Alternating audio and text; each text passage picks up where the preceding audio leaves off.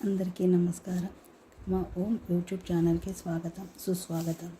ఈరోజు రామాయణంలో శ్రీరాముడు రావణుడి తుది యుద్ధం ప్రారంభం.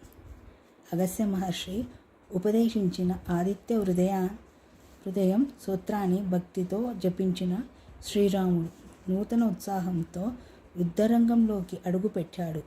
దేవతలందరూ ఆకాశం నుండి ఈ మహాసంగ్రామాన్ని చూడసాగారు. ఇక రావణుడు కూడా తన దివ్య రథంపై అహంకారంతో యుద్ధానికి వచ్చాడు. అతని 10 తలలు 20 చేతులు, చేతిలో మహాధనుసు చూసి వానరసేన ఒక్క క్షణం ఆశ్చర్యపోయింది. కానీ శ్రీరాముడు మాత్రం ప్రశాంతంగా నిలబడ్డాడు. దేవేంద్రుడు శ్రీరాముడికి సహాయం చేయడానికి తన రథసారథి మాతల్లిని దివ్య రథంతో పంపించాడు. మాతల్లి నమస్కరించి, ప్రభు, ఈ దివ్య రథాన్ని అధిరోహించి ధర్మయుద్ధాన్ని కొనసాగించండి అని ప్రార్థించాడు. శ్రీరాముడు రథంపై నిలబడి వరుసగా దివ్యాస్త్రాలను సంధించాడు. రావణుడు కూడా బ్రహ్మాస్త్రం, అగ్ని అస్త్రం, వాయుహస్త్రం వంటి అనేక అస్త్రాలను ప్రయోగించాడు.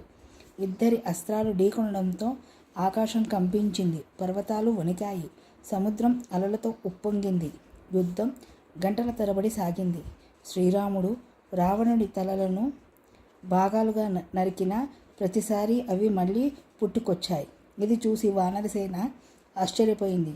అప్పుడు మాతల్లి శ్రీరాముడితో ఇలా అన్నాడు, ప్రభు, రావణుని అంతం చేసే సమయం వచ్చింది. బ్రహ్మదేవుడు ప్రసాదించిన బ్రహ్మాస్త్రాన్ని ప్రయోగించండి. శ్రీరాముడు కళ్ళు మూసుకొని గురువులను, తండ్రి దశరథ మహారాజును, మహర్షులను స్మరించాడు. అనంతరం బ్రహ్మాస్త్రాన్ని తన విల్లుకు అమర్చాడు. బ్రహ్మాస్త్రం మెరుపు వేగంతో దూసుకెళ్లి రావణుడి హృదయాన్ని ఛేదించింది. మహాబలశాలి రావణుడు తన రథం నుండి నేలపై పడిపోయాడు. ఆకాశంలో దేవతలు పుష్పవర్షం కురిపించారు. ధర్మానికి విజయం లభించింది అని హర్షధ్వానాలు చేశారు.